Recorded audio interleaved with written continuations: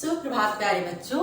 हिंदी व्याकरण के अंतर्गत पिछली कक्षा में हमने पाठ 8 विशेषण का अध्ययन किया था।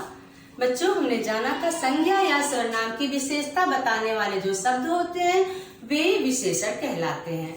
इसके 4 भेद हैं: गुणवाचक विशेषण, परिमाणवाचक विशेषण, संख्यावाचक विशेषण तथा सार्वनामिक विशेषण।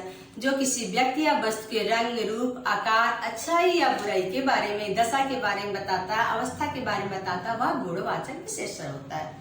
जिसमें नाप तौल की बात की जाती है परिमाणवाचक विशेषण होता है। जिसमें नंबर या संख्या के बारे में बताया जाता है वह संख्यावाचक विशेषण होता है।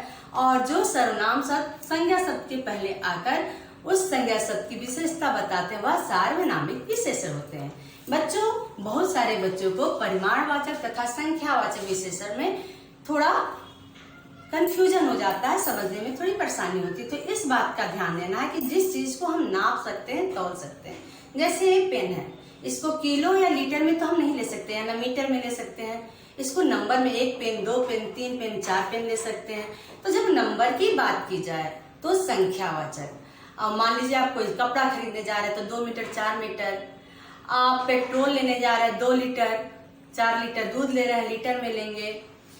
इसी तरह कोई चावल या दाल खरीद रहे हैं तो किलो में खरीदेंगे। तो उन सारी चीजों को अगर हम नाप तौल वाली चीजें लें तो परिमाणवाचक, और जिसको नंबर के बारे में पता चले वे संख्यावाचक। इसी तरह सार्वनामिक विशेषण, जो सर्वनाम, पहले सर्वनाम शब्द आता, ध्यान देना है, फिर उसके तुरंत बाद संज्ञा शब्द आता है।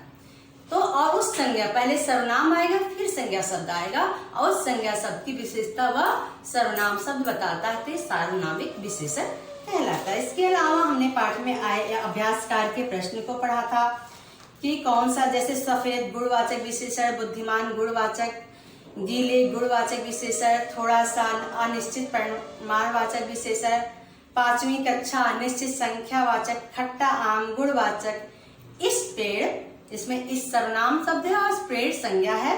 सार्वनामिक विशेषण, यह घर, यह सर्वनाम शब्द है, घर संज्ञा है, यह सार्वनामिक विशेषण। इसी तरह विशेषण और विशेष के बारे में जाना। विशेष संज्ञा शब्द होता है, उसका विशेषता बताने वाले शब्द विशेषण कहलाते हैं। जैसे कुतुब मीनार ऊंचा, ताजमहल सफेद, गुलाब जामुन रसीला, भोजन स्वादिष्ट, कपड़े रंगीन।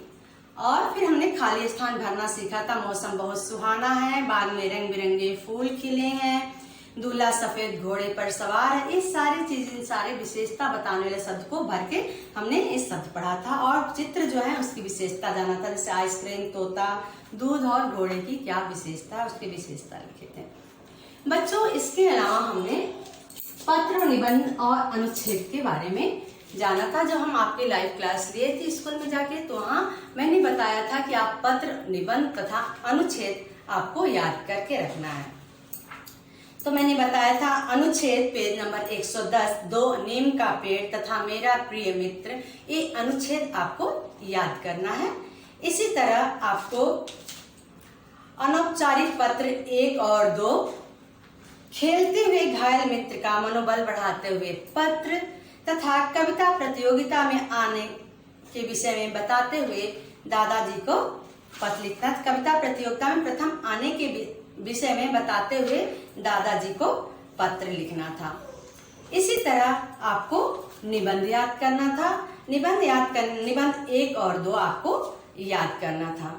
पाठ में जितने भी आपके निबंध आए हैं, निबंध 1 मेरा प्यारा भारतवर्ष, और दूसरा मेरी जिम कार्बेट पार्क की यात्रा, पेज नंबर 133 और पेज नंबर 132, 132 एंड 133।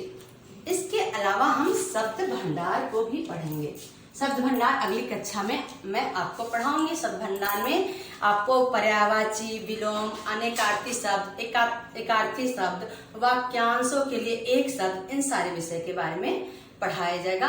आप इन सारी चीजों को याद करके रखेंगे। आप परीक्षा की अच्छी तैयारी कीजिए। परीक्षा में पिछली बार की तरह ऑब्जेक्टिव क्वेश्चन बस नहीं आएगा, इस बार ऑब्जेक्टिव क्वेश्चन तो आएगा, फिर 1 वर्ड आंसर आएगा, खाली स्थान भरो आएगा, मैच द फॉलोइंग आएगा, लॉन्ग क्वेश्चन आंसर आएगा, शॉर्ट क्वेश्चन आंसर आएगा।